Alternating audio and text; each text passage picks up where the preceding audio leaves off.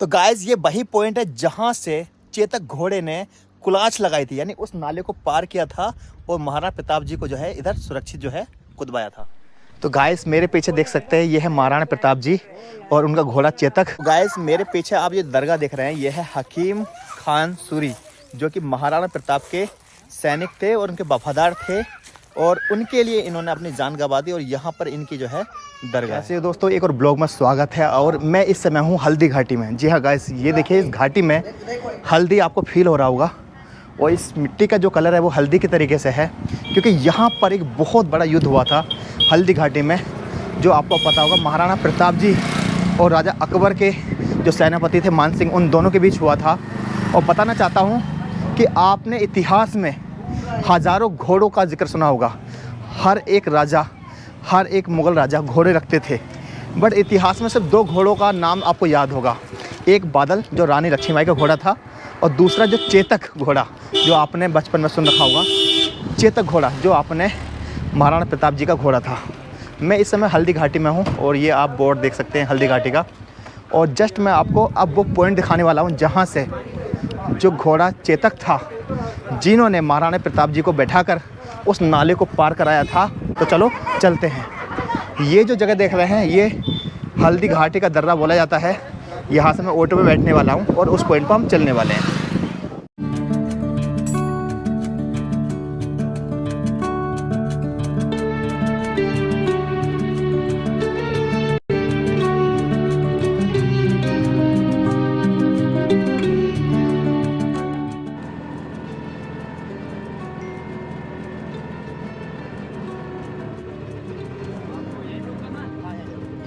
तो गाइस मैं इस पॉइंट पर आ चुका हूँ। ये जो पॉइंट आप मेरे पीछे देखेंगे, यहाँ पर महाराणा प्रताप जी इनका जो है म्यूज़ियम है और जस्ट पीछे जो चेतक समाधि है बलीचा, जो मैं आपको समाधि दिखाऊंगा। उसके बाद जो है हम जो है म्यूज़ियम चलेंगे।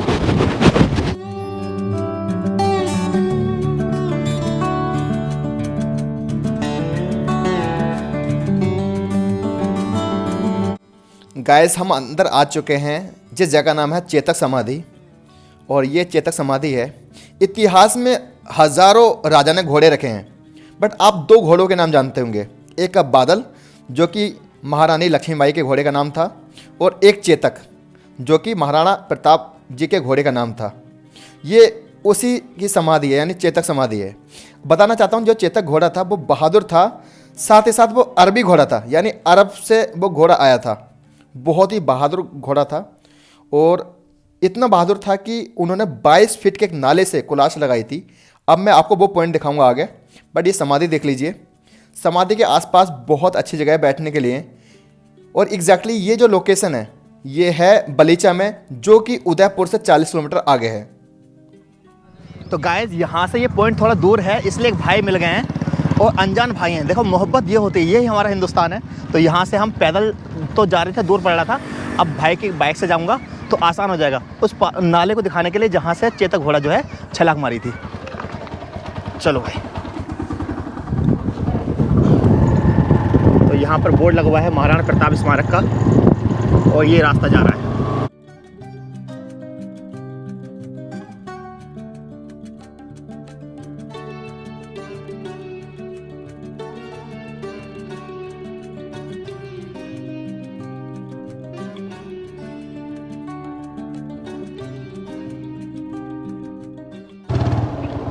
अच्छा ये रास्ता है।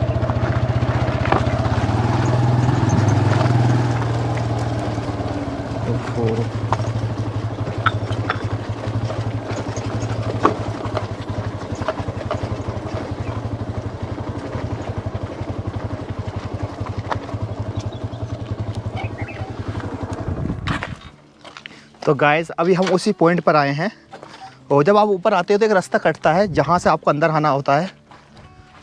ये देखिए गाइस, ये पूरे के पूरे आपको यहाँ से जंगल दिखाई दे रहे होंगे।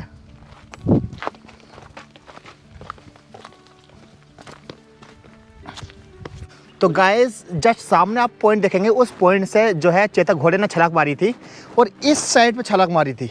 अब ये जो नदी है, नाला इतना गहरा है और इतनी इसका बहाव इतना तेज़ है कि इसके जो पत्थर है ना वो सीधे जो है इधर जाते थे। तो वो पानी आप देख रहे होगे, जूम करके पानी देख सकते हो, पानी की आवाज़ अभी भी आ रही है।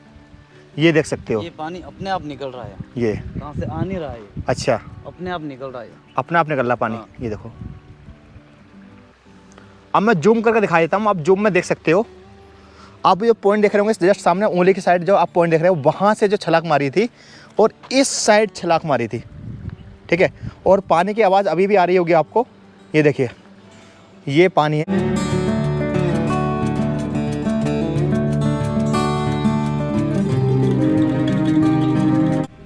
तो गाइस देखिए उस साइड ये कितना ऊंचा है, और मैं जूम करके दिखा देता हूँ आपको, ये और देख लीजिए, एक बार और देख लीजिए।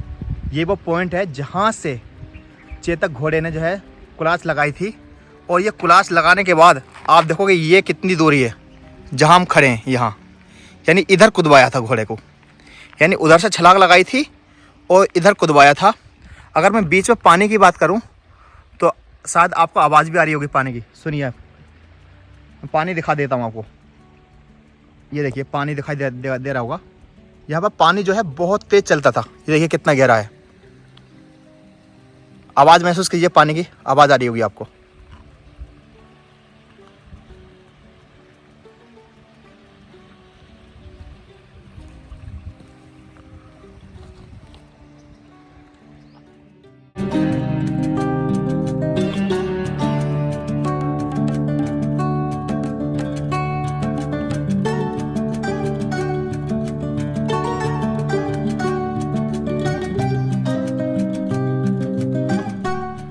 तो गाइस अभी हम इस पॉइंट से जा रहे हैं, काफ़ी भाई जो है यहाँ पर देखने के लिए आते हैं। आप भी यहीं देखना आए हो? हाँ। क्या नाम है आपका? जी सर, बबलू कुमार। अरे बबलू भाई, आपका नाम? कुबिला। अरे वेरी गुड, बढ़िया बढ़िया बढ़िया। आप यहीं रहते हो, लोकल में रहते हो? अच्छा उदयपुर रहते हो। गाइस काफ़ी शांति है यहाँ पर, और ये जो रास्ता है काफ़ी टफ है जंगलों में। तो गाइस हमने ये पॉइंट देखा था, अब मैं एक पॉइंट और दिखाना चाहता हूँ आपको। इनके सेनापति थे एक, महाराणा प्रताप जी के थे जो वफादार थे। उनकी यहाँ पर जो समाधि बनी हुई है, जिनका थोड़ा नाम भूल रहा हूँ, वह है शेर खान सूरी, ऐसे कुछ नाम है। अभी हम उनकी कब्र पर चलते हैं।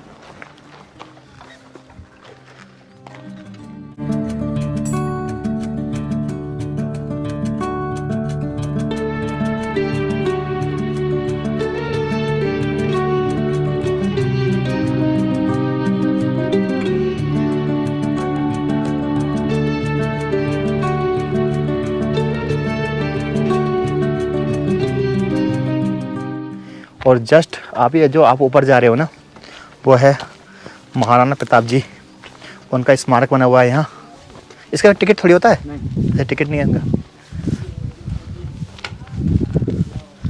तो यहाँ पर जो उनका घोड़ा चेतक था और उनकी और महाराणा प्रताप जी की जो है यहाँ पर पिक्चर्स आप देख सकते हो। यहाँ पर चारों तरफ, क्योंकि यहाँ लोग आते हैं तो बैठने के लिए एक अच्छी व्यवस्था कर रखी है। अगर आप आए यहाँ तो आप जो है थकान, क्योंकि ऊंचाई पे काफ़ी है तो थक जाओगे, इसलिए बैठने के लिए है काफ़ी अच्छा बना रखा है। तो गाइस आप देख सकते हो, यह है महाराणा प्रताप जी और उनका घोड़ा। ये देखिए, जैसे मैंने कहा था कि एक म्यान में दो तलवार नहीं हो सकती, लेकिन वाहिद एक ऐसी पर्सनैलिटी थी महाराणा प्रताप जी, जिनके आप देख सकते हो दो तलवार रहती थी। ये देखिए चारों तरफ बहुत सुंदर नज़ारा है गाइस। तो गाइस मेरे पीछे आप देख सकते हो महाराणा प्रताप जी और साथ में उनका घोड़ा चेतक। तो गाइस अभी हम यहाँ से नीचे जा रहे हैं, और एक पॉइंट जो बचा है जो घूमने वाले हैं, जो मैंने कहा था कि महाराणा प्रताप जी के जो सेनापति हुआ करते थे, मुझे एग्जैक्टली नाम याद नहीं आ रहा, अभी याद नहीं आ रहा है, बट मैं उनकी कब्र दिखाता हूँ आपको। इन भैया का बहुत बहुत शुक्रिया। क्या नाम है भैया आपका? लोकेश पालीवाल। अरे अरे वेरी गुड, आप यहाँ से रहते हो लोकल? लोकल। अरे वेरी गुड। इन भैया ने मेरी बहुत हेल्प की है और निस्वार्थ हेल्प की है। तो गाइज फाइनली मुझे नाम याद आ गया, उनके सेनापति का नाम था हकीम खां सूरी, जो कि बहुत वफादार थे, और उनकी कब्र भी आसपास है, वो दिखाऊंगा, लास्ट पॉइंट है। उसके बाद इस ब्लॉग को हम एंड करेंगे।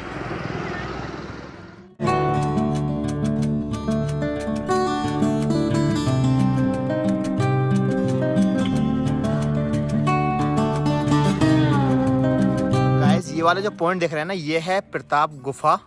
जो मैंने नाला बताया था, नाले से पानी जो है यहाँ को आता था। ये देखिए, ये गुफा आप देख रहे हैं, प्रताप गुफा। यहाँ बोर्ड लगा हुआ है, ये देखिए, बोर्ड पे आप पढ़ सकते हो। और इसी गुफा के बराबर में ही एक हल्का सा वो दिखाता हूँ जहाँ से पानी आ रहा है। आप देख सकते हो, ये शायद आपको दिखाई दे गया हुआ पानी। तो गाइस आप पानी देख सकते हो, ये जो पानी आ रहा है उधर नाले से पानी आ रहा है। अभी हम जाने वाले हैं हकीम खान सूरी की कब्र पर।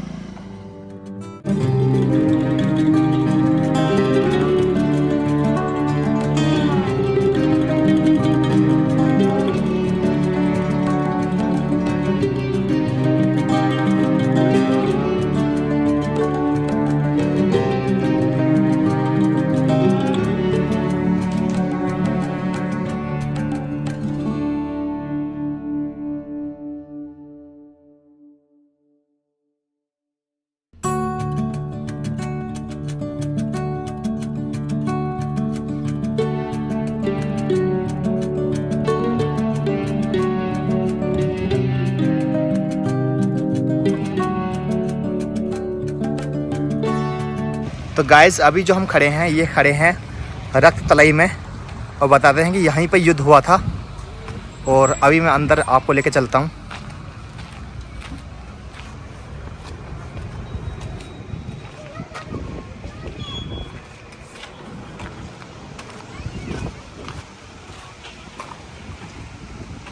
काफ़ी सुनसान सा लग रहा है ये।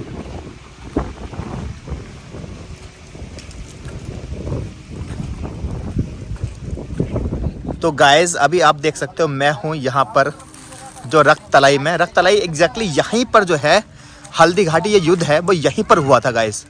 और आप जो देख रहे हैं ना, ये छतरी, ये जो महाराणा प्रताप थे उनके 5 वफादार, उसमें से एक वफादार जो है उनकी छतरी है। बाकी और छतरी यहाँ है। यहाँ पर अब मैं दिखाता हूँ, ये जो कब्र देख रहे हैं ना, ये है हकीम खान सूरी। शेरशाह सूरी आपने सुना होगा, उन्हीं के परिवार से थे हकीम खान सूरी। और एग्जैक्टली ये उनके वफादार थे। और ये जो है यहाँ पर शहीद हुए। बताते हैं कि 3 किलोमीटर पहले इनकी गर्दन कट गई थी, और इनका जोश था कि 3 किलोमीटर तक ये यहाँ आए और अपनी तलवार नहीं छोड़ी। गर्दन कटने के बाद भी ये जो है युद्ध लड़ते रहे। और यहाँ पर इनका जो है, इन्हें जो है विलीन किया गया, यानी ये इनकी कब्र है। तो आप देख सकते हो। तो ओवरऑल दोस्तों आपको पूरा कॉन्सेप्ट समझ में आया होगा। एग्जैक्टली यहाँ पर लड़ाई हुई थी। हल्दी घाटी जो देखी थी हमने आपको, वो इस युद्ध के लिए जानी जाती है। ये नेचर की तरफ से है कि पहली वो है घाटी जहाँ से जो है हल्दी निकलती है, मतलब उस तरह की मिट्टी निकलती है। और जहाँ पर मैं खड़ा हूँ, यहाँ पर ये बहुत बड़ा युद्ध हुआ था। और मैं एक चीज़ बताना चाहता हूँ आपको कि थोड़ा सा कहते हैं ना, इतिहास को इतिहास रहने दीजिए। महाराणा प्रताप और जो अकबर के जो मानसिंह थे, उनके बीच युद्ध इसलिए हुआ था क्योंकि जब अकबर का दौर था उस समय बहुत सारे जो रजवाड़े थे उन लोगों ने अकबर के अधीन कर दिया था अपने आप को। और बट महाराणा प्रताप थे, उन्होंने अपने आप को अधीन नहीं किया था। थोड़ा मैं समझा दूं आपको कि राजा अकबर को महान इसलिए कहा जाता है क्योंकि राजा अकबर ने जिस भी किले पर कब्जा किया, तो कब्जा करने के बाद वो गुलाम नहीं बनाते थे। वो क्या करते थे, कब्जा बनाने के बाद उन्हें छोड़ देते थे, बोले आप रहो, सिर्फ टैक्स दोगे। तो क्या होता था कि वो युद्ध में जीतने के बाद लोगों का दिल भी जीत लेते थे, इसलिए उनको महान कहा जाता है अकबर को।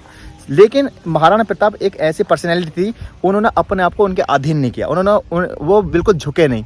और आपको एक चीज़ बड़ी अचंभी लगी होगी कि हिंदू मुस्लिम यूनिटी आप उस समय भी देख सकते हो, क्योंकि राजा अकबर तो मुस्लिम थे, उनके सेनापति मानसिंह कौन थे, हिंदू थे, जो राजा अकबर के लिए यहाँ लड़ रहे थे। सेम इसी तरीके से महाराणा प्रताप सिंह हिंदू थे, आपको पता होगा, लेकिन उनके सेनापति कौन थे, यानी हकीम खान सूरी, जो कि मुस्लिम थे, वो इनके लिए लड़ रहे थे। यानी हिंदू के लिए मुस्लिम लड़ रहा था, मुस्लिम के लिए हिंदू लड़ रहा था। ये लड़ाई जो थी एक आन मान शान के लिए थी। इस लड़ाई का लास्ट तो आप समझ सकते हो जो भी हुआ होगा, बट इतना है कि महाराणा प्रताप जो है लोगों के दिलों में हमेशा के लिए जिंदा रहे।